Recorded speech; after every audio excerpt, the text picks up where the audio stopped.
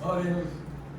Senhor, nós vamos aqui ter um momento agradável de estudo da Tua Palavra. E nós queremos te pedir que cumpra a Tua promessa hoje, Senhor Deus, pela Tua misericórdia. O Senhor nos prometeu que quando nós nos reuníssemos em Teu nome, o Senhor estaria presente. Que Teu Espírito, nesse momento, conduza o nosso professor no estudo da Tua Palavra e nos faça compreender a verdade a respeito dos dias que estamos vivendo. Te peço essas bênçãos em nome de Jesus. Amém.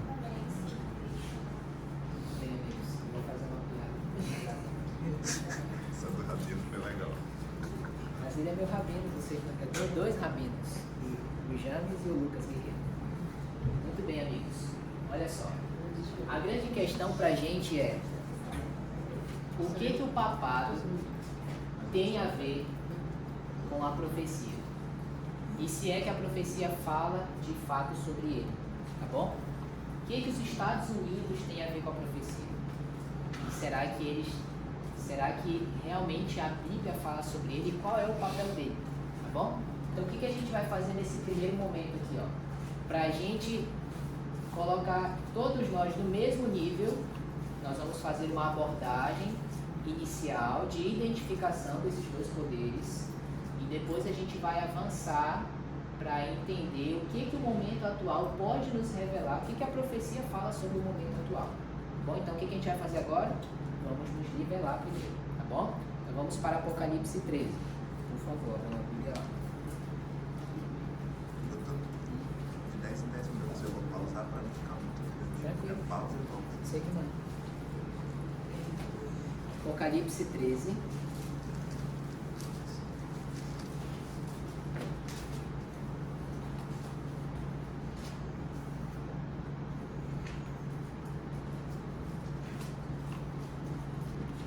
Olha só. Apocalipse 13 nos apresenta dois poderes, tá bom? Se você olhar o título do capítulo 13, você vai ver a besta que emerge do mar. No verso 11 tem outro subtítulo aí, a besta que emerge da terra. Tem isso na sua Bíblia? Tem? Ok. Besta é um nome que não é tão comum pra gente, certo? Besta é a mesma coisa que animal, tudo bem? E os animais, dentro da profecia bíblica, vocês sabem o que significa, não é? O que representa um animal na profecia bíblica quando ele aparece pra gente? Um rei ou um rei, tudo bem? Então, se nós temos duas bestas em Apocalipse 13, o Apocalipse 13 está nos apresentando dois reinos, dois poderes, tudo bem? O primeiro sobe do mar, o segundo sobe da terra. O que o mar representa nas profecias bíblicas? Povos, multidões, nações e línguas. A gente tem base bíblica para isso, tudo bem? A gente não tirou isso da nossa cabeça. Apocalipse 17:15 é o verso onde explica: as águas que você viu são povos, multidões, nações e línguas. Então a gente tem uma base bíblica para isso, assim como a gente tem base para o animal significar rei ou reino, tudo bem? Onde é que a Bíblia nos explica que animal significa rei ou reino? Vocês lembram? Daniel capítulo 7. Daniel capítulo 7 é uma visão onde aparecem 4 animais para o profeta Daniel, certo? Daniel capítulo 7, o título do capítulo é esse: o sonho sobre os 4 animais. E quando o anjo está explicando para Daniel essa visão, ele fala assim, olha, no verso 17, Daniel 7, 17. Quem pode ler esse verso para a gente? Estes três animais são quatro reis que se levantarão da terra. Muito bem. E o verso 24, verso 23 complementa. Ele disse: o quarto animal será um quarto rei na terra. Então a gente tem aqui uma base bíblica de que animal, quando ele aparece na profecia, ele é ou rei ou reino. E quando ele fala rei, ele está representando um império, não uma pessoa isolada, um único rei de um império. Ele está falando de um reino, tudo bem? Então lá em Apocalipse aparece uma besta, um animal, um reino que sobe do mar. E mar é povos, multidões, nações. Então uma besta que sobe do mar, a tradução desse símbolo qual é? Um reino que sobe do meio dos povos. ok? Quando a gente lembra da criação, a gente lembra que a terra ela era coberta de água. Lembra disso? E que Deus ele fez aparecer a porção seca. E ele botou a água para um lado e a porção seca, a terra, para o outro. Então a gente tem que meio aqui que são coisas opostas. Água para cá, terra para cá. Se a gente levar esse princípio para a profecia e entender que água representa povos e multidões e a terra é o oposto disso, então o que a terra representaria? Um lugar onde não tem povos, não tem multidões. Você conseguiu entender isso? Conseguiu? Muito bem. Então nós temos em Apocalipse 13 uma besta, um rei que se levantou do meio dos povos e um reino que se levantou de um local que era pouco povoado. Quais são as características dessa primeira besta? A que se levanta do meio dos povos. A primeira já está aqui, surge em um local povoado. A segunda característica é que este reino ele tem semelhança com o Império de Roma. E por que nós podemos afirmar isso? Porque o Império de Roma apareceu em Apocalipse no capítulo 12. Queria te convidar a ler isso comigo. Apocalipse 12, verso 3. Apocalipse 12, verso 3. O que diz aí, amigos?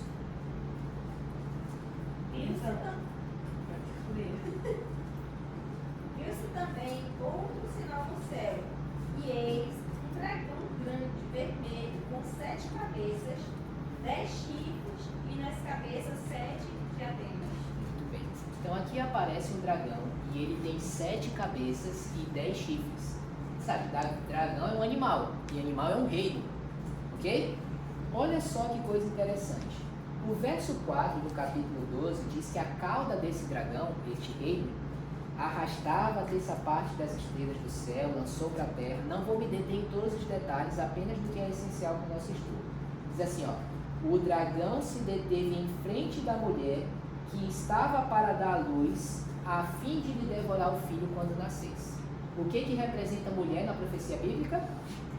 Igreja, essa a gente sabe, né? Efésios 5:23 é onde fala sobre isso, tá bom? Ali Paulo faz uma comparação, ele diz: o marido é o cabeça da mulher, assim como Cristo é o cabeça da igreja. Então ele compara o marido a Cristo e a mulher à igreja. A igreja é chamada de a noiva, né, que está esperando o Senhor voltar. Então, amigos, nós temos em Apocalipse um dragão, um reino, que está diante de uma mulher, uma igreja, e essa igreja está grávida. Quem é o filho dessa igreja? O verso 5 diz características sobre esse menino. Diz assim, ó: nasceu-lhe um filho varão, que há de reger, ou seja, ser rei, sobre todas as nações. Esse filho foi arrebatado de volta para Deus. Então a gente tem que se perguntar aqui, ó, pelo que a gente conhece da Bíblia: quem é esse filho da igreja que quando nasceu tentaram matá-lo? Ele nasceu para ser rei sobre todas as nações e depois ele foi arrebatado para morar com Deus. Quem é esse filho? Jesus Cristo. As características nos levam a ele, tá bom? Então nós temos um reino que tentou matar Cristo quando ele estava nascendo. Que reino é esse? A história nos conta que foi o Império Romano. Então Herodes foi o rei que mandou matar todas as crianças. Vocês lembram disso? E Herodes era o rei de Roma. Então, voltando, nós temos Roma representada aqui, neste dragão que tem 7 cabeças e 10 chifres. Tudo bem? Capítulo 12. Aí nos aparece no capítulo 13 a besta que sobe do mar. E qual é a característica dela? Leiam comigo, Apocalipse 13, verso 1. Quem pode ler pra gente, por favor? 13, verso 1. Vocês vão lendo os textos, tá bom? Vi uma besta que saía do mar. Tinha 10 chifres e 7 cabeças, com 10 coroas, uma sobre cada chifre, e em cada cabeça um nome de blasfêmia. Muito bem. Olha que interessante. O dragão do capítulo 12, que a gente já viu que é o Império de Roma, ele tem 7 cabeças e 10 chifres. A besta do capítulo 13, que a gente leu aqui agora, ela tem 7 cabeças e 10 chifres. Você vai me dizer que não é parecido? É semelhante, ok? Só que a gente vai ver que tem um pouco de diferença. No capítulo 12 é um dragão, no 13 essa besta, no verso 2 diz que ela é semelhante ao leopardo, com pé de urso, boca de leão. Essa é uma outra dica que a Bíblia está nos dando, para identificar quem é. Mas muito bem. Primeira característica desse reino aqui, ó, besta que sobe do mar, surge em um local povoado, sobe do mar. Outra, tem semelhança com o Império de Roma, mas ela surge depois de Roma, porque no capítulo 12 está Roma Imperial e no capítulo 13 está a besta, mas depois dela, tá bom? Aí olha só uma coisa interessante, este é um reino que quando ele aparece, quem tem o poder civil nas mãos são os 10 reis. Por que eu estou falando isso? Volta para o capítulo 12. Verso 3. O final do verso fala assim, ó. Nas cabeças, 7 diademas. Ou coroas. Tá vendo isso? Coroa. Quem tem a coroa é quem tem o poder de governar. Ok? Quando estamos no capítulo 12, as coroas, o poder de governo está na cabeça. É um império que está dominando. O Império Romano. No capítulo 13, para onde foram as coroas? Capítulo 13, verso 1. Para onde foram as coroas? Ok? Então o poder civil saiu do Império Romano e foi para esses chifres. Quem é chifre? Quem são os chifres? Do que comem? Do que se alimentam? Onde moram? O que é chifre na profecia? Vá lá em Daniel agora. Daniel capítulo 7.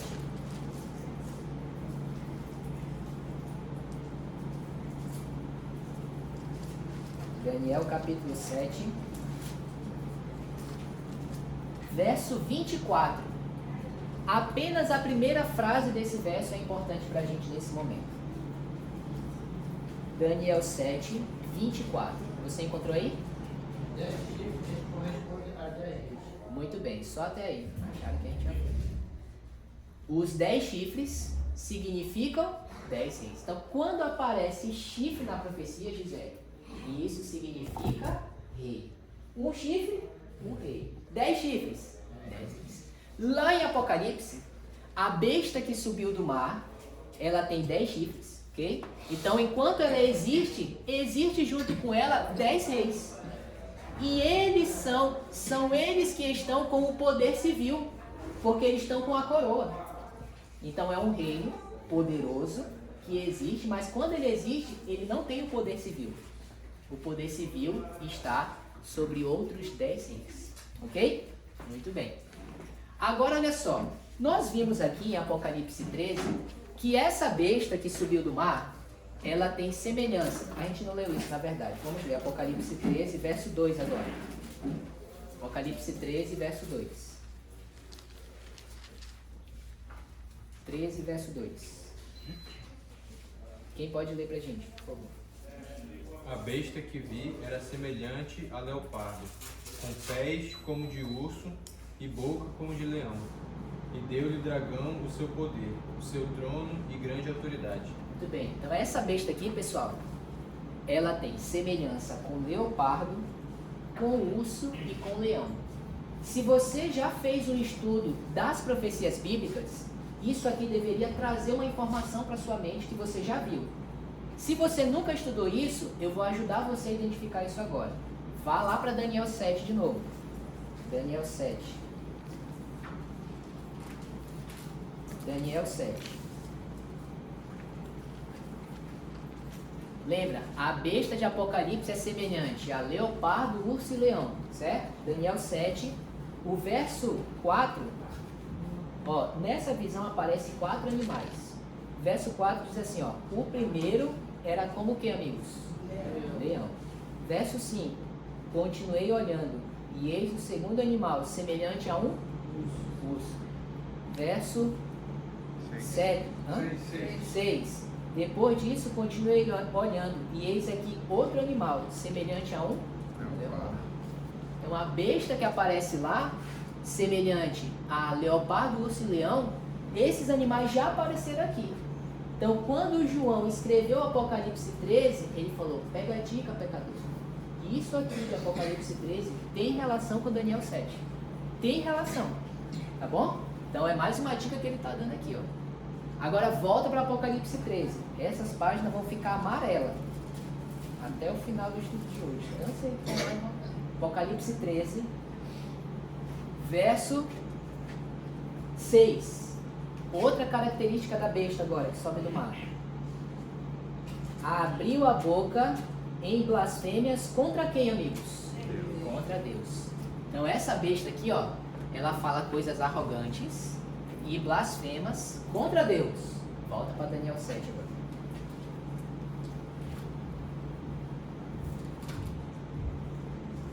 Verso 8. Vamos ler o 7 e o 8 para vocês entenderem, tá? A gente viu aqui 3 animais, né, até o verso 6. O verso 7 diz assim, ó: depois disso eu continuava olhando nas visões da noite, e eis aqui o 4º animal, terrível, espantoso, muito forte, tinha grandes dentes de ferro. Ele devorava e fazia em pedaços, pisava aos pés o que sobrava. Era diferente de todos os animais que apareceram antes dele, e tinha 10 chifres. E estando eu a observar os chifres, eis que entre eles subiu outro pequeno, diante do qual 3 dos primeiros chifres foram arrancados. Eis que neste chifre havia olhos como de homem e uma boca que falava com insolência. Pula para o verso 25 agora. Proferirá palavras contra o Altíssimo, magoará os santos do Altíssimo e cuidará em mudar os tempos e a lei. E os santos lhe serão entregues nas mãos por um tempo, 2 tempos e metade do tempo. Aqui em Daniel 7 aparece um chifre pequeno. E esse chifre, ele tem uma boca que fala coisas insolentes. Ou seja, ele fala de maneira atrevida. Ok? Na tua versão, como é que está o final do verso 8? Falava com insolência. O final do verso 8. Uma boca falava com arrogância. Muito bem. Então ele é confiado. Chifre é rei, lembra?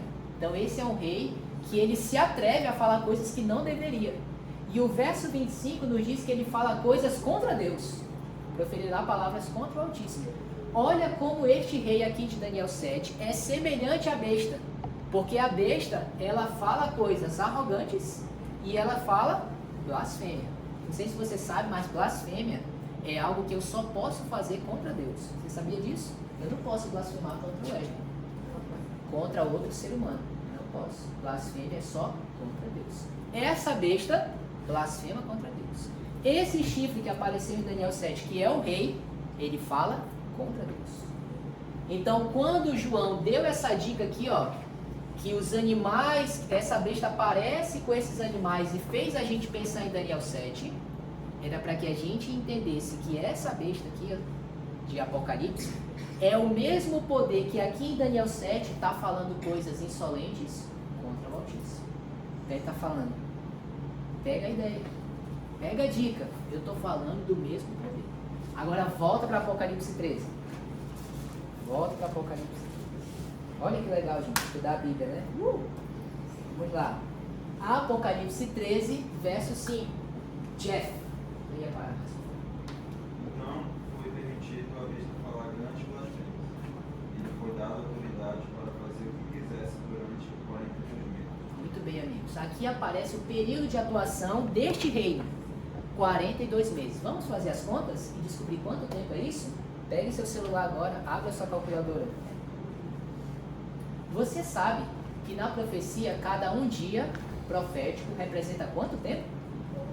1 ano, literal, tá bom? A gente tirou isso da nossa cabeça, gente? Não, tem base bíblica para isso, tá bom? Você pode anotar se quiser, Números 14:34. Lá explica, cada um dia profético representa 1 ano, beleza? Essa besta agiu por 42 meses. Quantos dias tem 42 meses? Aí vocês vão fazer as contas agora aí no celular, tá bom? Levando em consideração que cada mês tem 30 dias, 42 meses vão ter quantos dias? Quantos? 1.260 dias. Na profecia, um dia representa 1 ano. Então, este aqui é um reino que, além de todas essas características, ele teve um período de atuação de 1.260 anos. Além disso, se vocês quiserem perguntar, pode perguntar, tá bom, gente? Por favor. Além disso, no verso 6, fala que este é um poder que vai contra o santuário de Deus. Você sabe que o santuário, em muitos aspectos, ele aponta para Cristo, né? Dentre os aspectos que ele aponta, o fato de que Cristo é o nosso Salvador, o Cordeirinho que morreu, e o sacerdote, que era o cara que trabalhava no santuário, era o cara responsável por fazer a mediação entre o povo e Deus. E o sacerdote representa Cristo. Este reino, ele vai contra este ensino do santuário. Então, amigos, quando eu junto todas essas características aqui, ó, de quem a Bíblia está falando, quem é este reino? A nossa conclusão, e não só da igreja adventista, tá bom? Várias outras igrejas, ao estudar isso aqui, elas concluem que a besta do mar de Apocalipse 13 está falando do papado, de Roma papal, do sistema católico, porque todas essas características batem com ele. Se você pesquisar o berço da igreja romana, é lá em Roma, no centro da Itália, onde o mundo era povoado, quando ela surgiu. Lá era o velho mundo, é lá. A civilização é lá praticamente que começa. Surgiu depois do Império Romano? Com certeza. Tem semelhança com Roma em muitas coisas. Eles adoram falar latim, que nem os romanos falavam, né? Aliás, os papas tomaram para si um título que era dos imperadores. Os imperadores se chamavam de pontífices máximos, né? E o papa, ele se chama de sumo pontífice, o supremo ou o santo criador de pontes. Isso é interessante, né? Outra, aqui uma outra característica é que quando este poder surge, ele não teria o poder civil nas mãos, mas estaria com 10 reis. E se você olhar na história, quando o papado surge, não era ele que estava com o poder civil. Roma era o império que tinha o poder civil na mão, mas a história nos conta que 10 tribos bárbaras se juntaram, derrubaram o Império Romano, dividiram entre elas o território que era de Roma e elas fundaram o que hoje é a Europa. Elas ficaram com o poder civil na mão. E é nesse interim que surge quem? O papado. Então é um reino que surge, mas ele não tem o poder civil. Quem tem? Os bárbaros. Então essa daqui também bate. Outra, fala coisas arrogantes e blasfemas, né? Convidar você a abrir sua Bíblia em Marcos capítulo 2, rapidamente. Quando a Bíblia nos fala de blasfêmia, o que é blasfêmia, amigos? Marcos capítulo 2, verso 7.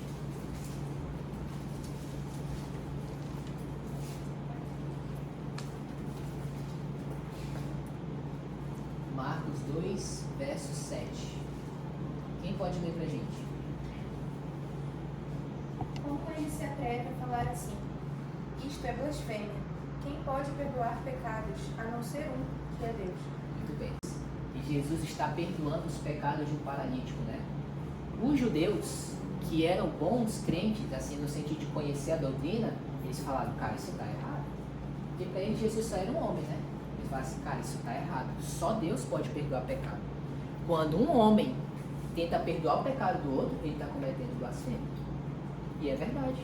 Só Deus pode perdoar o pecado. Agora o Apocalipse está me dizendo que este é um poder, e eu estou afirmando para vocês, isso é o papado. A profecia diz, esse é um reino que faz blasfêmias. E eu pergunto para vocês, se um ser humano perdoar o pecado do outro, a Bíblia diz que é blasfêmia, eu lhe pergunto, o sistema papal faz isso? Faz, não é? Hã? Não faz pouco. O Papa, na pandemia da Era Francisco, ele falou assim, ó, estão perdoados todos os pecados daqueles que estão doentes com coronavírus. Amém. E eu poderia mostrar aqui para vocês inúmeros exemplos, tá? Da blasfêmia que o papado comete. João 10:33, abra sua Bíblia lá. João 10. Na verdade, eles são o Papa que diz perdoar, né? Os próprios Todo padres. sistema. Perfeito, muito boa sua colocação. Então, é todo um sistema, né? Por isso que eu botei aqui papado, mas a gente pode colocar aqui também o catolicismo como um todo. E aqui há uma diferença importante a fazer. Quando nós falamos catolicismo, nós não estamos falando dos católicos, ok? Nós estamos falando de um sistema doutrinário que é corrompido. Assim como nós cremos que somos a igreja remanescente, mas não quer dizer que todo mundo aqui é certinho e vai se salvar. Vocês concordam comigo? Nós estamos falando que o sistema doutrinário desta igreja, ele é certo, ele é a verdade, representa a vontade de Deus. Então a mesma coisa se aplica ao catolicismo, tudo bem? É um sistema doutrinário que é comum. João 10:33, amigos, o que diz aí? Eles responderam: não vamos apedrejá-lo por nenhuma boa obra, mas por blasfêmia. Você, um simples homem, afirma que é Deus. Muito bem. Então, de acordo com a treta aqui, de novo é com Jesus. E aí eles falam assim, ó, você, Jesus, que é um homem, está se fazendo de Deus. Isso é blasfêmia. Verdade. Quando um homem tenta se colocar no lugar de Deus, ele comete esse ato, blasfêmia. A profecia me diz, esse poder faz blasfêmia. Então a pergunta é, no catolicismo, os padres, o Papa, ele faz isso? Ele tenta se colocar no mesmo lugar de Deus? Olha, se eu complementar com essa informação aqui, ó, que vai contra o sistema do santuário, e a Bíblia me ensina que só há um mediador entre Deus e os homens, que é quem, amigos? Jesus. Quando o padre ou o Papa se coloca nessa condição de ser o mediador, ele está tirando quem do lugar dele? Jesus. E está se fazendo de Deus. A cerimônia que a gente faz na igreja da Santa Ceia, em que a gente come o pão e o vinho, nós cremos que o pão e o vinho são símbolos do corpo e do sangue de Cristo. Quando os católicos fazem a missa e comem a hóstia, eles não creem que aquilo é um símbolo do corpo de Cristo. Eles creem que o padre transforma aquela hóstia literalmente no corpo de Cristo. E que aquele vinho deixa de ser vinho e vira o sangue de Cristo. E eles falam assim em um texto católico. Nós podemos dizer que neste ato, o pontífice, ele é o criador do criador. Porque transformar a hóstia no corpo de Cristo exige tanto poder quanto criar a terra. Então não simplesmente se coloca no nível de Deus, mas tem a pretensão de se colocar acima. Isto é blasfêmia. E a profecia me diz, esse reino aqui, ó, além de todas essas características... Isto é incrível. Você está impressionado? Estou impressionado. Então, além de todas as características, amigos, também tem essa. Então, amigos, tudo se cumpre aqui. O papado, se você pesquisar na história, ele tem um período de domínio que durou exatamente 1260 anos. É conhecido na história como a Santa Inquisição, ou a Supremacia Papal, lá na Idade Média. Começou em 538 e foi até 1798. 1260 anos, perseguindo e matando crentes. Isso está na história do papado. É tão verdade que o Francisco pediu perdão pelo que a igreja fez nessa época. É um fato da história. Então, assim, ó, o que nós estamos fazendo nesse primeiro momento aqui? Nós estamos fazendo uma análise se de fato a palavra de Deus fala algo em relação ao papado, ao catolicismo, ou isso é uma invenção da nossa cabeça. E pelas características aqui, nós estamos vendo que sim, este poder está sendo retratado aqui. Beleza? Alguma dúvida nesse ponto? Algum acréscimo, meu rabino? Vamos avançar. Estados Unidos da América, teoria da conspiração ou eles aparecem mesmo aí? Conta aí, meu mestre. Hã? Só conta aí. Meu mestre. Barbaridade. Esse é o bode que já nos cria lá na... Meu amigo tá gravando.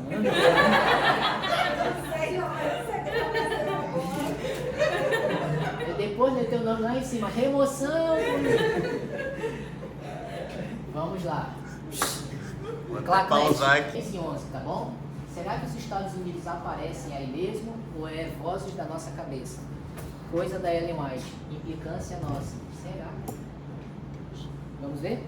Apocalipse 13. Ó, presta atenção no que a gente vai ler. Ó. O verso 10 é o último que está falando do papado e o verso 11 é o primeiro que está falando do segundo poder. Então é a transição de um para o outro, beleza?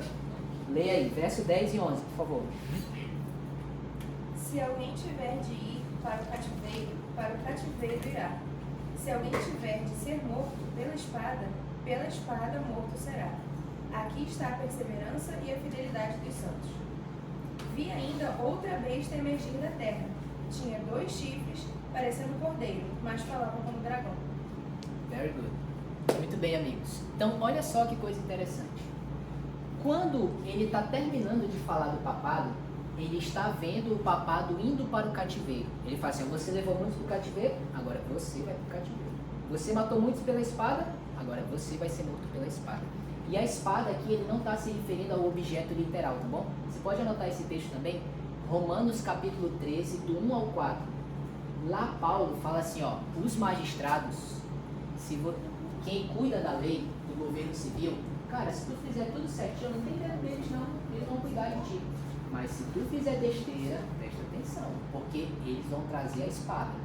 Então o que é a espada? É quando o governo civil é usado para aplicar uma punição. Com essa em mente, olha o que ele fala aqui, ó. Papado, você levou muitos para o cativeiro, agora você vai para o cativeiro. Você matou muitos usando a espada, ou seja, usando o poder civil, agora você vai ser morto pelo poder civil. Certo? Aí começa o verso 11. Depois que ele vê isso, ele fala, aí eu vi outra besta subir da terra. E ela parecia cordeiro, mas ela falava como dragão. Então essa segunda besta, esse segundo reino que surge da terra, ou seja, de um local despovoado, certo? Porque água, povos e multidões. Terra, um lugar onde não tem água, ou quase nada de água. Então é um reino que surge em um local despovoado, ok? Este segundo reino que surge em um local despovoado, ele surge no período em que a primeira besta, o papado, está indo para o cativeiro. O que significa isso? Lembra que o papado teve os 1260 anos de supremacia? Volta pra cá. Lembra que ele teve os 1260 anos de supremacia? Por que acabou? Por que tiraram ele do poder? Então apareceu um homem chamado Napoleão Bonaparte. Do nada, assim. Ele apareceu e ele falou, não te curti, não gostei dos excessos. Na verdade, um pouco antes, apareceu um homem chamado Martinho Lutero, que era católico. E ele achou a Bíblia. E ele falou, não estão fazendo as coisas certas. E ele começou a protestar contra isso. Uma tal de reforma protestante. Começou nesse período aí. E aí apareceu um homem, esse é bom. O nome dele, Gutenberg.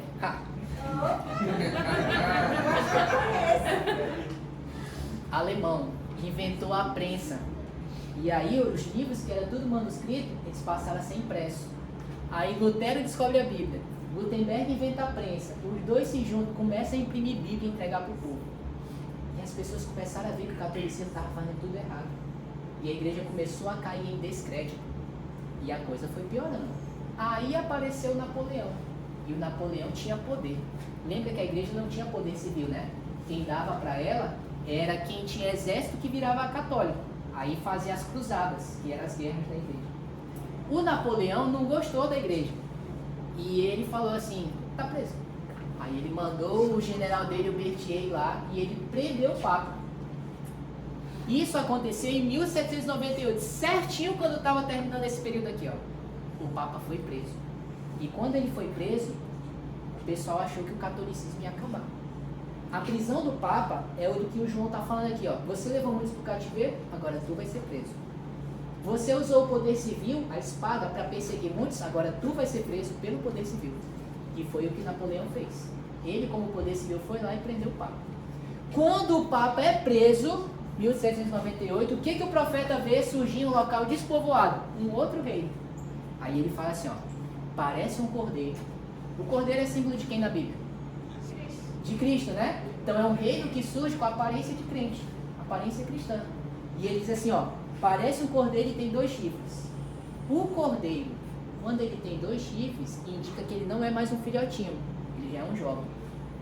Então quando o papado vai para o cativeiro, surge um reino com aparência cristã em um local despovoado fora da Europa, que ali por volta de 1798, ele é um reino jovem. Ok? Aí, beleza. Quando a gente olha para a história e tenta identificar esse reino, a nossa conclusão é que aqui a profecia está falando dos Estados Unidos da América. O que a história nos diz sobre isso? O papado estava perseguindo os cristãos na Europa, lembra? E o pessoal fugia, e fugia, e fugia. E a igreja chegava e lapada neles, eles fugindo. Até que eles chegaram na extremidade da Europa. E não tinha mais para onde fugir. Eles falaram, vamos pegar o povo. Vamos embora daqui. vamos procurar uma terra para a gente ter liberdade. Aí eles entraram no barco e foram embora, procurando ter liberdade. Até que um dia alguém gritou, terra à vista. Não sei se foi lá que inventaram a frase, mas alguém deve ter falado, terra à vista. E eles viram uma terra ao longe, chegaram lá, e quando chegaram lá eles descobriram, cara, a igreja católica não existe aqui. É aqui que a gente vai ficar. E eles fundaram a maior nação cristã protestante da Terra. Você sabe qual é? Os Estados Unidos da América. Isso aconteceu em 1620. E quando eles chegaram na América, a América praticamente não era povoada. Então a América foi fundada por um povo cristão, aparência de cordeiro, certo? Mas quando o papado está indo para o cativeiro, eles já são uma nação jovem. O cordeiro tem chifres, ok?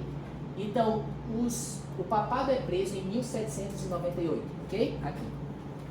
Os protestantes chegam na América em 1620. Mas eles só se declaram uma nação independente em 1776. Faça as contas para mim. De 1798 para cá, quantos anos dá de diferença?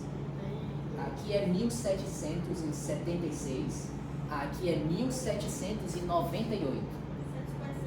Barbaridade, não é isso não, a menos.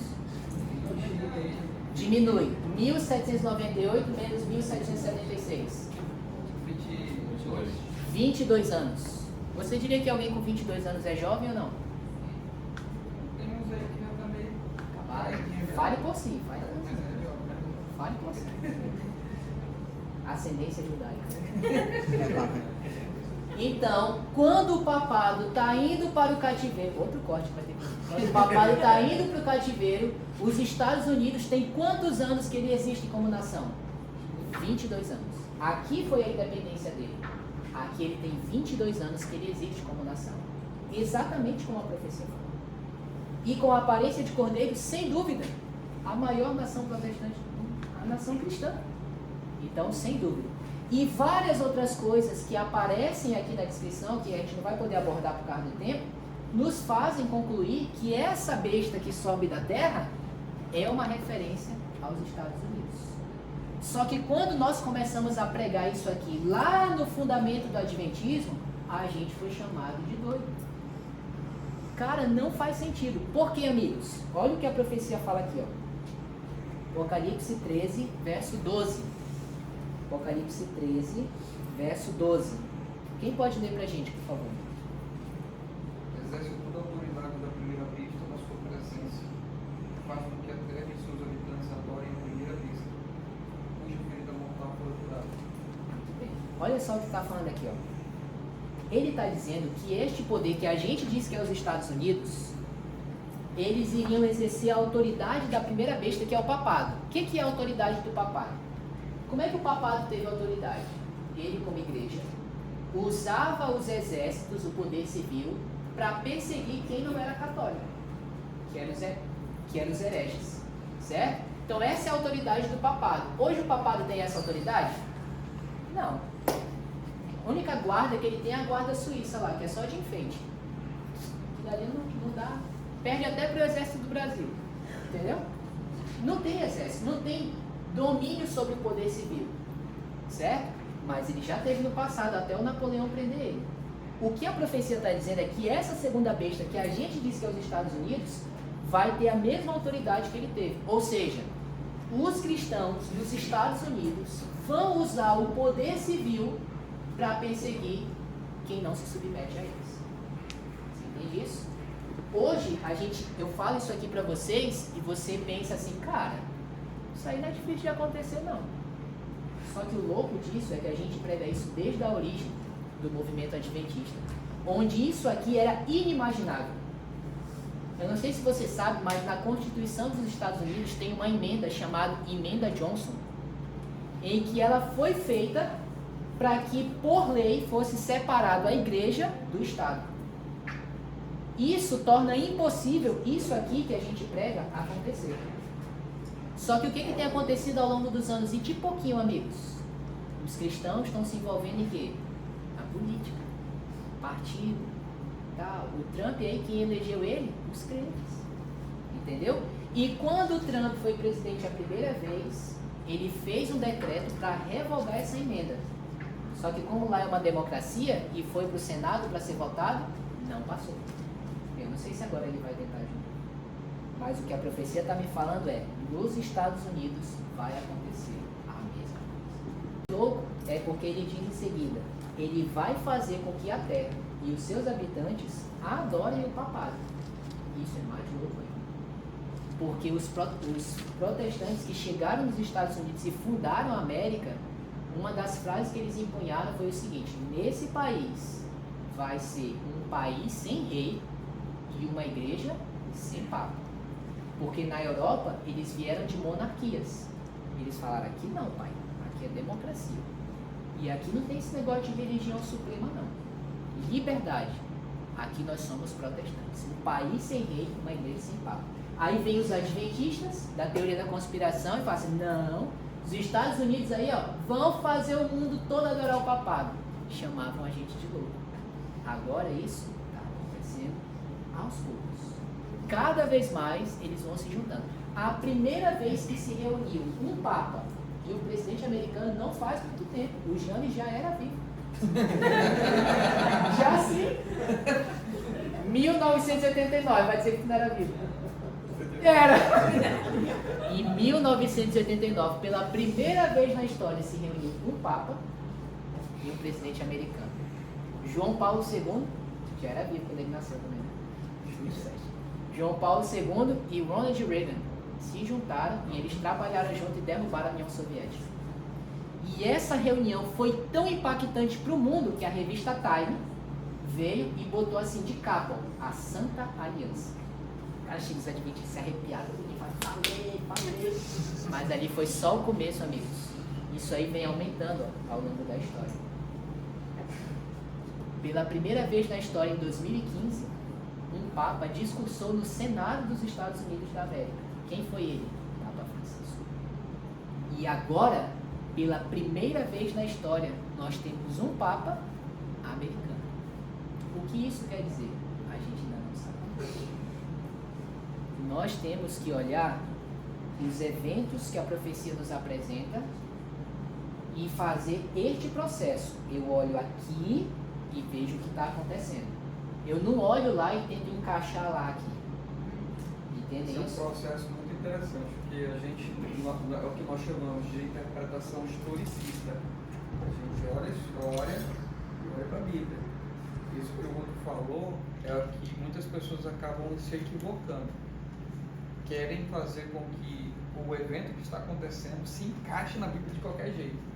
A gente, de qualquer forma, a gente acaba tendo a gente tem uma perspectiva do que possa acontecer, mas a gente não determina até que tenha acontecido, para que a gente possa ter segurança do que a Bíblia está falando. Então nós vamos agora, entendemos isso, pessoal? Então a gente fez uma base aqui, tá bom? É claro que o estudo exige muito mais detalhe e tempo, mas eu quero tentar fazer o melhor possível aqui pra gente, tá bom? Mais detalhes na nossa classe de Apocalipse, né? Vocês estão convidados, tá bom? Então quando começar a próxima. Muito bem, então Apocalipse 13 nós acreditamos nos dá uma boa base para entender que de fato o papado, o catolicismo e os Estados Unidos estão retratados aí. E nós cremos que os Estados Unidos farão um movimento religioso usando o poder civil para levar o mundo a honrar o papado. Então eles vão trabalhar juntos, ok? Então essa é a informação básica que nos dá Apocalipse 13. Agora a gente vai para o outro capítulo que é o 17. Vocês querem fazer alguma pergunta? Alguma dúvida? Eu quero fazer, tipo assim, Vai, a gente está se concentrando muito na questão do papado, né? Mas, como você falou, os Estados Unidos é o quê? É uma terra de protestantes. E a gente vê no Senado que os protestantes ali, será que a gente não está muito de olho na questão de Papa e esquece das filhas? Foi bom você ter tocado nesse ponto, né? Vamos voltar para o capítulo 13 agora. Peraí. Então olha só, amigos. Vamos ler aqui o verso 16, por favor. 16 e 17 do capítulo 13, tá bom? Antes da gente ir para o próximo capítulo. Podem ler para mim, por favor? Só um de vocês. Qual que é, mano? Apocalipse 13, verso 16 e 17. A torre dos grandes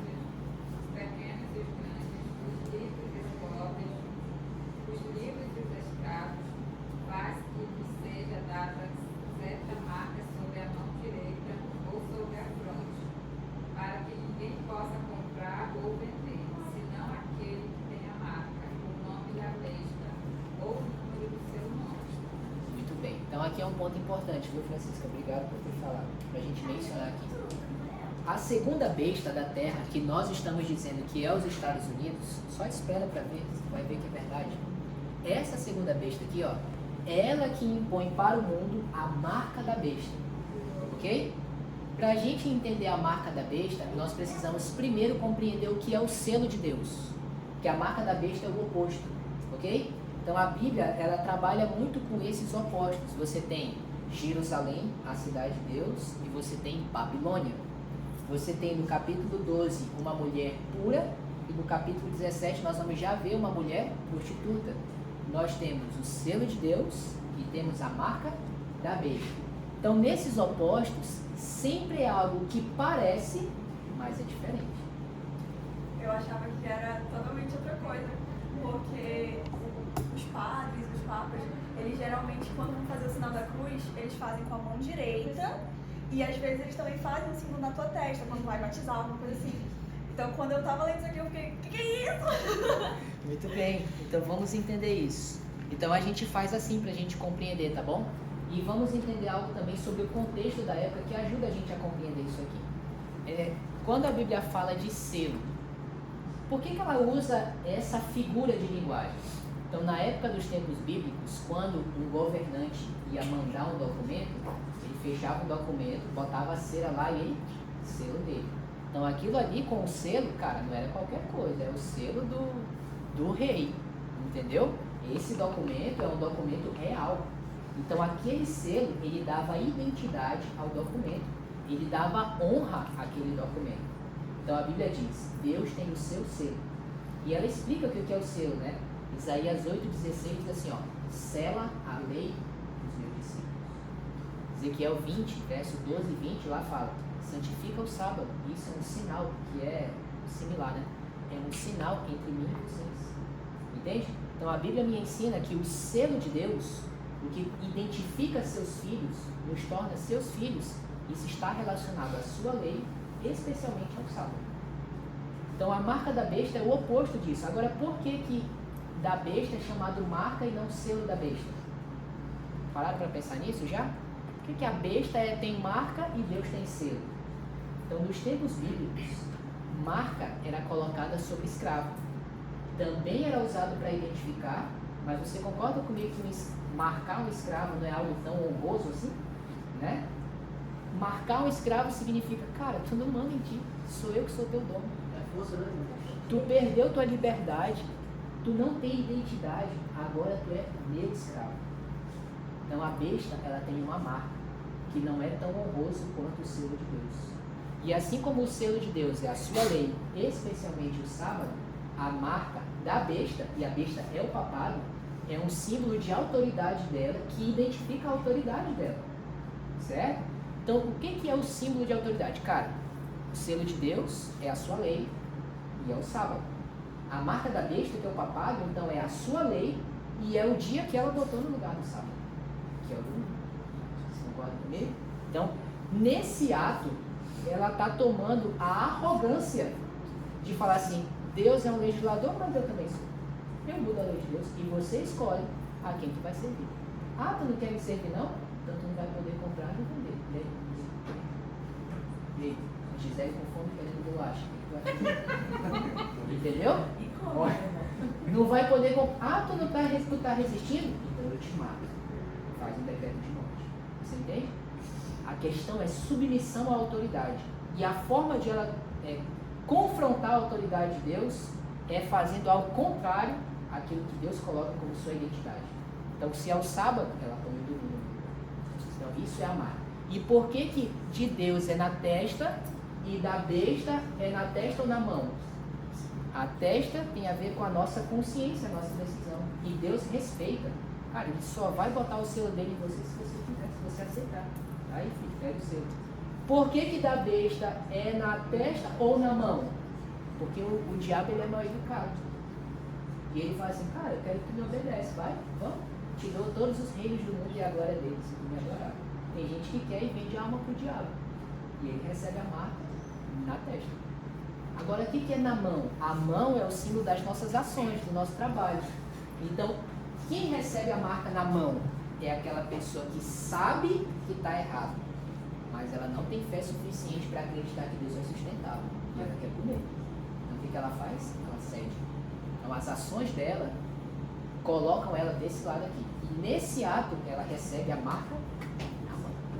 Só que quem é que impõe o domingo como a marca da besta? Quem impõe? A besta que sobe da terra, os Estados Unidos. Eles vão impor isso. E assim como o sábado é uma lei, o domingo só passa a ser a marca da besta quando ele foi imposto por lei pelos Estados Unidos. Entende isso? Então hoje não existe a marca da besta.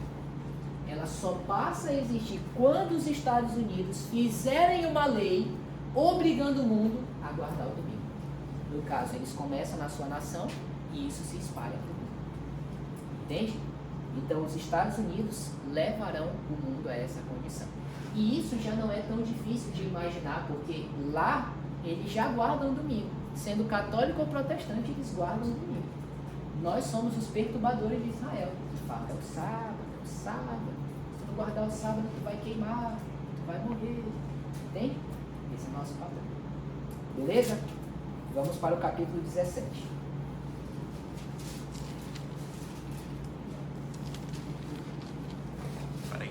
Quando chegamos no capítulo 17, o que nos parece é que Deus aqui está ampliando o conteúdo que ele falou no 13. Só que o capítulo 17 é um capítulo que ainda está em cumprimento. Então, como o James comentou há pouco, você só consegue compreender melhor a profecia depois que ela se cumpre, ou no momento que ela está se cumprindo.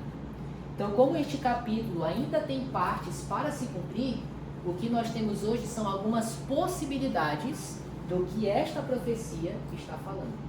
Tudo bem? Qual é a imagem que nós temos aqui em Apocalipse 17? Ó, o capítulo 17 vai nos apresentar uma mulher montada em uma besta que tem 7 cabeças e 10 chifres. A gente já viu isso aqui, hein? Lá no capítulo 13. Ok? E aí aparece uma mulher aqui. O que é difícil para a gente identificar aqui, pessoal? Lá no capítulo 13, a besta que sobe do mar tem 7 cabeças e 10 chifres, né? E a gente viu que é uma representação do papado, do catolicismo. Aqui a gente poderia facilmente dizer assim, cara, essa besta aqui é o catolicismo. Só que em cima da besta tem uma mulher sentada. E o que é mulher na profecia, Gisele? Igreja. Aí a gente fica, cara, mas o que é o papado aqui? É a mulher ou é a besta? Ou é os dois? Entendem? Essas são as possibilidades que nós temos. Pela descrição aqui, que o capítulo faz dessa mulher, não há dúvidas de que ela é uma referência ao papado. A dúvida é se essa besta tem algo relacionado ao papado ou não. Então alguns vão dizer assim, ó, como a besta é um animal e animal é reino, é poder civil, então essa imagem aqui, ó, é uma igreja que está dominando o poder civil e ela conduz o animal conforme ela quer. Certo? Isso é muito interessante, faz muito sentido. Outros vão dizer assim, não, o animal, a mulher não tem rédea para conduzir o animal, então é o animal que leva ela para onde ele quer. Ah, isso já confunde um pouco, tá? Mas o que seria? Não, quando você vê, isso foi um amigo meu que falou, quando você vê um cavaleiro correndo com um cavalo, cara, eles são uma coisa só. É dois lá, mas os dois estão juntos, é uma coisa só. Então as duas coisas aqui falam do papado. Aqui é a igreja católica e aqui é o poder papal, que conduz essa igreja conforme ele quer. Cara, todas as possibilidades são possíveis. Então o que a gente tem que fazer, como o Jones falou? Eu tenho que estudar isso daqui e ver os eventos acontecendo, porque aí a gente vai ter a compreensão melhor. Cara, isso aí, ó, a Bíblia está falando disso. Entende? Olha um exemplo. Como é que aqueles magos sabiam que Jesus tinha nascido e que aquela estrela era um sinal que Jesus tinha nascido? Como é que eles sabiam? A irmã White fala, no Desejado de Todas as Nações, que lá na Terra dos Magos tinha um livro lá que tinha uma profecia do Balaão. Lembra do Balaão da mula? Ele fez uma profecia, ele falou assim, ó, uma estrela procederá de Jacó. de lá virá o rei. E eles estudaram aquilo e eles não entenderam completamente, mas eles sabiam a mensagem.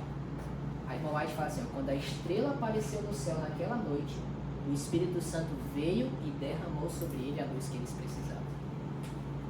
Então, cara, o que eu aprendo com isso? Cara, eu tenho que estudar isso aqui. Mesmo que eu não entenda tudo. Quando o evento acontecer, o Espírito Santo vai vir e vai falar, filho, é isso aqui. É isso aí que eu estava falando. Vai e segue, avança. Entende? Então, amigos, temos possibilidades aqui, ó. Temos possibilidades. Agora vamos abordar o importante para a gente já ir para a parte final do nosso estudo aqui. Apocalipse 17, verso 9. Tá bom? Estão cansados? Não. Sobrecarregados? Não. Vinde, amor. Blasfêmia. Ó, Apocalipse 17, verso 9. Lembra que a besta tem 7 cabeças, né? Agora o anjo vai explicar para João o que é as 7 cabeças. 17, verso 9 e 10. Aqui se requer mente sábia. As 7 cabeças são 7 colunas, sobre as quais está sentada a mulher. São também 7 reis. 5 já caíram. Um ainda existe e o outro ainda não surgiu. Mas quando surgir, deverá permanecer durante pouco tempo. Muito bem. A sua versão nesse texto, ela foi um pouco tendenciosa e traduziu a palavra no original grego, em vez de monte, como colina.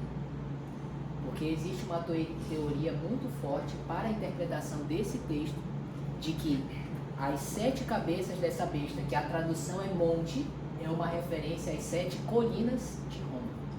Então, nesse verso, a sua tradução ela foi tendenciosa, né? Porque eles já querem fazer assim, eu tô falando daquilo, entendeu? É isso que eles estão fazendo aí. Mas quem fala isso são os estudiosos de grego, tá bom? Que entendem muito mais que eu. Eles falam que no grego existe uma palavra específica para traduzir colina e outra para traduzir monte. E a tradução correta nesse texto é monte. Então, como os caras sabem mais que eu, né? Eu acredito neles. Entendeu? Mas você pode pensar assim, cara, depende do ponto de vista. Eu posso olhar uma elevação e eu posso achar que é um monte. O outro pode achar que é uma colina. O outro pode achar que é um relevo. Então, pode ser que gere dúvida. Então, alguns olham para esse texto, as 7 cabeças, e o anjo fala assim, ó, as 7 cabeças são 7 montes, ou 7 colinas. Cara, isso aqui está falando da cidade de Roma, porque ela é conhecida como a cidade de 7 colinas, de fato. E como a gente está falando aqui de papado, de Roma papal, de catolicismo, isso faz sentido. Mas é de fato? Cara, não sei. Não tem como bater o martelo sobre isso. Entendeu? O Samuel Ramos, ele fala sobre isso. Muito. Dessa forma. Ele se amarra em falar nisso. Mas assim, ó, o pastor Samuel Ramos é um pastor jubilado que me falaram que hoje ele está disciplinado da igreja por causa dos ensinos dele. Então vejam, amigos, a igreja, a Bíblia diz assim, ó, Deus ele não revela a sua verdade de maneiras isoladas. Ele revela para seu povo. Então, eu prefiro ficar mais do lado da igreja do que com uma pessoa isolada. Eu não descarto totalmente a teoria dele, tá bom? A interpretação dele. Mas eu tenho muito cuidado de aceitar aquilo. Cara, ainda que brilhe nos meus olhos e fale assim, cara, não é possível que não seja. Eu tenho que ter cautela. É que profecia não é loteria, né? É, exatamente. Que é adivinhar algo que ainda não aconteceu. Exatamente. Então vejam, amigos. O argumento é, o anjo falou que é 7 montes. Então é monte, dizem alguns. Outros dizem assim, ó, o anjo falou que é monte. Mas para João, que era um judeu, quando ele ouviu monte, o que ele entendeu com isso? Na cultura judaica, monte significava reino. Entende isso? Lembra do sonho de Daniel capítulo 2, aquela estátua que tem? No final do sonho tem uma pedra que atinge a estátua no pé, e lá diz, essa pedra se tornou uma grande montanha que encheu toda a terra. E essa pedra representa o reino de Deus. Então a montanha representa reino para o judeu. Então a questão é, cara, quando falou aqui monte, ele está falando de um monte de verdade, 7 montes de verdade, ou ele está indicando que monte aqui representa 7 reinos?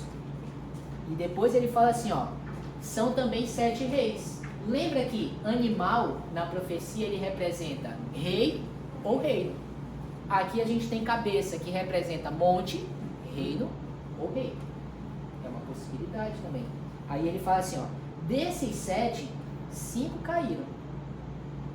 Um existe e outro ainda não chegou. Aí aqueles que defendem que são monte, aqueles já fazem um ajuste. Porque, cara, se as 7 cabeças é 7 montes e diz que 5 caíram, os 7 estão lá até hoje. Aí faz assim, não, mas os que caem não é o monte, é os reis. Olha o que diz o verso, lê de novo comigo. Verso 9. Aqui está o sentido que tem sabedoria. As 7 cabeças são 7 montes, nos quais a mulher está assentada. Pausa. Aí ele fala, são também 7 reis. Cara, isso também faz sentido, vamos admitir, né? E aí quando ele fala, 5 caíram, um existe, outro ainda não chegou, ele não está falando do monte, ele está falando dos reis. Ok? Então isso faz sentido. Aí fala. Vou fazer uma pergunta aí. Faz aí, o Jones responde. Se esses 7 reis que falam aí podem voltar atrás, todos os reis do passado perseguiram, mataram os povos cristãos, começando lá de... Então, eu entendi sua pergunta. De onde que eu começo a contar, né? A profecia não dá nenhuma informação sobre isso. A grande questão que fica é, cara, quando João está recebendo a visão e a interpretação, ele está em que momento da história? Ele está na época dele? Ele foi levado para algum momento no futuro? Ele está em algum momento passado? Porque na época que ele está recebendo a explicação, o anjo fala, 5 já foi e 1 existe. No caso de João, foi bem depois da história do povo, foram todos os reis, Babilônia, Medo-Pérsia, sim, exatamente. Todos eles foram perseguidos, mataram os cristãos. Sim. E aí, a gente...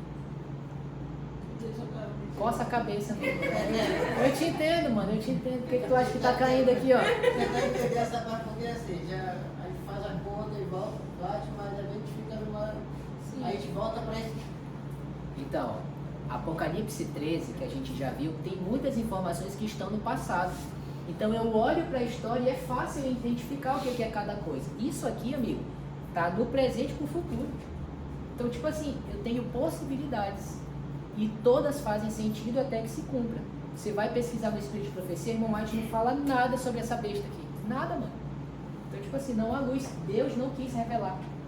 Isso é uma profecia pra gente acompanhar e estudar. E com muita oração a gente ser guiado. E jejum. Também. Então, olha só. Quem olha para essa profecia e fala assim, cara, os 7 reis, já que tá falando do papado aqui, é 7 papas. Aí, se você for olhar na história, a Igreja Católica tem mais de 200 papas. Não dá para ser todos. Não ia dar conta. Aí, o que eles falam? Não, a conta é de 1929 para cá. Por que eles falam isso? Em 1798, o Papa foi preso. Certo? Em 1800, elegeram um novo Papa. Só que em 1929 apareceu Benito Mussolini. E ele devolveu para a igreja o que hoje é o Vaticano. Então em 1800 o papado passa a existir de novo como religião. Mas ele não tinha nada de poder civil. Em 29, com Mussolini, quando ele dá o território lá que hoje é o Vaticano para o Papa passa a ser uma figura religiosa e uma figura civil. Ele é rei lá no Vaticano. E ele também é padre. Você entende isso? Então eles falam, cara, a profecia fala que é rei. Então eu tenho que contar quando ele passa a ser rei, de 29 para frente. Só que não tem nada na profecia que fala que tem que ser daqui para frente. Nada. Então isso é uma especulação que eu estou fazendo. Entende? Faz sentido? Beleza, faz. Mas não dá para bater o martelo e dizer é isso. Mas vamos pensar. De 29 para cá. Aqui diz que é 7, né? 5 caiu, existe, outro ainda não chegou. Vamos lá. 1, 2, 3, 4, 5, 6, 7. Bento 16 é o 7. Ok? Só é 7. Rapidinho, olha aqui na sua Bíblia. Verso 11. A besta que era e não é, também é ele, o oitavo rei e vem dos 7, ou procede dos 7. Então aparece um oitavo rei, mas ele vem desses 7 anteriores. Aí pega comigo. 1, 2, 3, 4, 5, 6, 7. Ok? Quando começaram a interpretar as 7 cabeças como sendo os papas, falaram assim, ó, o Bento é o último. Depois dele vem o oitavo rei, que é o anticristo. Satanás vai aparecer manifestado. Aí o Bento vai e renuncia. Aí eles falaram, estamos fritos, e agora? E agora? Aí veio o Francisco. Aí falaram, o Francisco é o oitavo, mas ele é o 7º. Porque o Bento saiu, então ele passa a ser o 7º. Aí ficou assim. O próximo que vem é o anticristo. Aí o Francisco vai e morre. E aí elegem, não Satanás, elegem o Leão 14. E agora? Estamos queimados, né? Não é nem feito, já queimou agora. Então agora tem 1, 2, 3, 4, 5, 6, 7, 8, 9 já com o Leão 14. Se eu tiro o Bento, eu tenho 8. Só que o 8, a Bíblia fala, o oitavo é um dos 7. Então, para essa teoria fazer sentido, um desses aqui tinha que ressuscitar e voltar ativo. Tu crê nisso? Então, amigos, é uma teoria que está assim, se esgotando. E o que os defensores dessa teoria fazem? Toda vez que morre um e surge outro, eles vão tentando fazer um ajuste. Então, o James ainda agora estava ouvindo ali qual é a interpretação que eles estão dando agora com a eleição do Leão 14. Entende? A igreja não crê que esses 7 reis esteja falando de 7 papas. A igreja não crê assim. Porque a profecia não trata com pessoas individuais, ela fala de reinos. Amigos, assim, ó, o conselho que fica pra gente é: analise a sua caminhada com Deus. E se você só desperta para algumas coisas quando eventos assim acontecem. Reflita um pouco sobre isso, tá bom? Pensa um pouco, cara, se esse aqui já fosse de verdade o momento final, será que eu estaria pronto? Ou eu me arrependeria de ter feito algo que eu sei que eu deveria fazer? Eu já passei por isso. Quando em 2013 o Barack Obama era presidente, eu estava lá no meu trabalho, no almoxarifado do Hospital Adventista. Chegou para mim um vídeo. De manhã, era o Barack Obama falando em inglês, não sei inglês, né? E a legenda embaixo, ele promulgando o decreto dominical. Meus amigos, meu coração apertou assim, ó. E eu falei, meu Deus, eu falei tanto tempo, Senhor, que eu ia me preparar. E eu não me preparei. Chegou a hora agora. E eu tinha decidido. Eu ia lá com o meu chefe, na hora que batesse o meu ponto para o almoço, eu ia pedir minha conta. E eu ia embora e pedir para ficar no sítio do amigo meu, lendo Grande Conflito até eu enjoar. Eu jurei fazer isso. Quando foi 11h40, chegou a mensagem, a legenda está errada. E foi um misto de alívio e frustração. Porque ainda não era o momento, mas o alívio era porque eu não estava pronto. Cara, desde lá, eu tenho buscado fazer o que eu tenho entendido que eu devo fazer. E eu acredito que esse é o caminho mais seguro pra gente. Se a gente estiver fazendo isso, cara, não importa se for agora ou depois. Quando de fato for, a gente só vai continuar o que a gente já está fazendo. Porque é um estilo de vida, né? Exatamente. É um estilo de vida. Não paute a sua fé por eventos, porque isso é perigoso. E se assim for, gente, quando de fato for o momento, você não vai ter se preparado. E talvez não dê tempo. Tá bom? Então esse é o meu apelo para todos nós aqui. Amém? Deus nos abençoe. Vamos ficar em pé? Vamos orar? Fechou? Senhor Deus, Pai querido, obrigado porque o Senhor moveu o nosso coração para nós estarmos aqui nesse sábado à noite, estudando um pouco das profecias.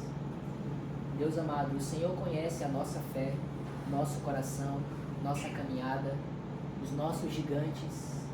O Senhor sabe como tem lidado com cada um de nós no teu desejo ardente de salvar a nossa vida.